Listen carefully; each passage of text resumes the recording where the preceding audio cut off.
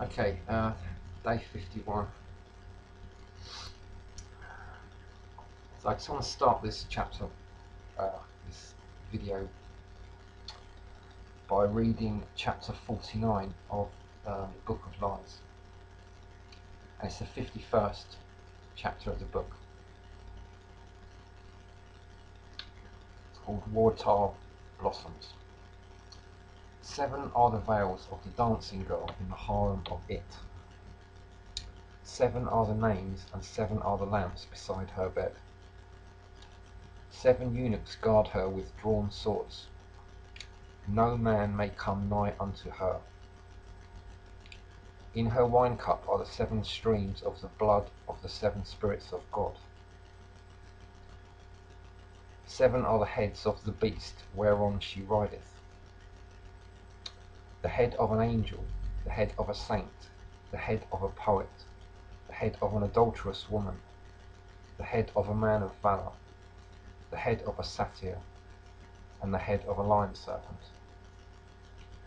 7 letters hath her holiest name, and it is Babylon.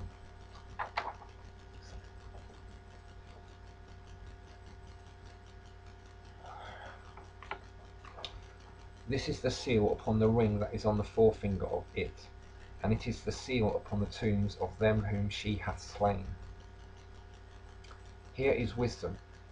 Let him that hath understanding count the number of our Lady, for it is the number of a woman, and her number is 156.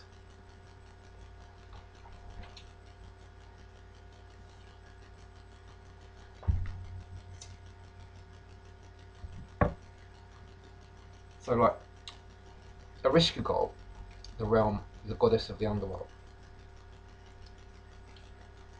When you go down there, it doesn't matter how well you're prepared, right?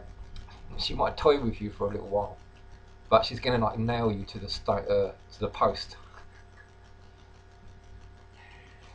Like, she represents all of the dark, suppressed aspects of humanity. So she's kind of like rules over things like paedophiles and rapists and murderers and poisoners and organised crime and stuff like that.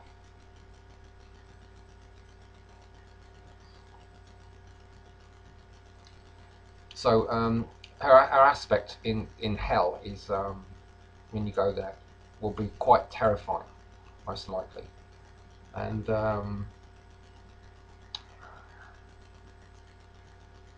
as I say, you know, she might toy with you for a while, but she's going to nail you to the post and leave you to rot. And you know, you'll have to go through this process of going, remembering back all what you've done in your life and how you've been like, you know, ruled by like lust and various other sins and stuff. And you've been in your actions, and you know, you see what like all this corruption in yourself and how rotten a person you've been.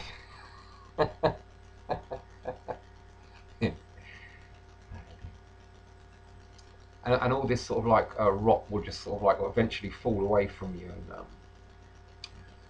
reveal like a nice, clean, white, shiny skeleton,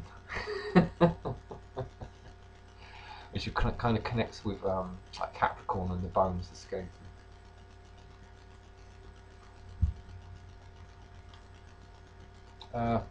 But yeah, she's the process of like getting back out again of hell. It's you have to like she's like your inner child, you know, but you've left her in the dark so long that she's not a child anymore. She's like grown up and she's all wild, and she's been locked in the basement and she's all covered in grime and shit, and her hair's all knotted, and you know, and her nails are all long, and she's like got this sort of wild energy. It's really scary, like, and it's like you have to kind of like treat her like your sister. You know, what Erishkigal does is Inanna does when she goes down there, who is actually Venus, the goddess of like sexual love and war. she goes down there and sort of like cleans her up, and so that's what you have to do. Like you might have to comb her hair, combs the knots out of her hair or something, you know, and wash her down or something. That's how you have to treat her. You know, it's like your sister, and you've got to look after her. She's been neglected. There's a reference to this, I think, in the Song of Solomon at the end, where it says, "We have a little sister who hath no breasts. What shall we do when in the day that she shall be spoken for?"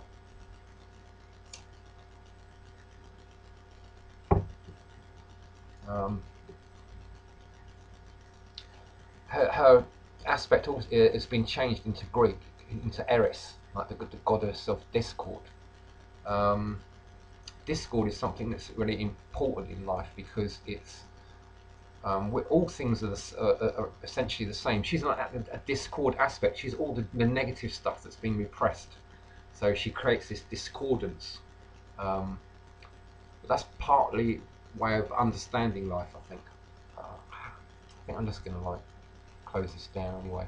But yeah, Aries has also probably been like the male equivalent of Erishkigal, like the war aspect of when Inanna comes back from the underworld. Like, okay, this isn't going very well, is it? Also, like the Santismo Muerte, that's right, I'm going to leave a link to this video because if you have trouble getting through this period, that's one of her aspects. Like Lady Death, I think you could call her. And you can make a little altar and do offerings and stuff, because that's a way through of dealing with her as well. If you can't deal with like her actual on the physical or on the astral plane, the physical part of the astral plane, because it becomes very real. And it's connected with your heart chakra again, so it's connected with the crucifixion. That's when you get nailed to the post, you know, and you have to deal with all your stuff and all your rot and everything. Okay, and that leads on to Capricorn, which is like the highest aspect of the Earth. That's like being on the mountain. So, and Saturn is also but the highest realm that you can attain to. So it's like the secret place of the Most High as well, kind of thing. Okay, so I think I'll just wrap it up now.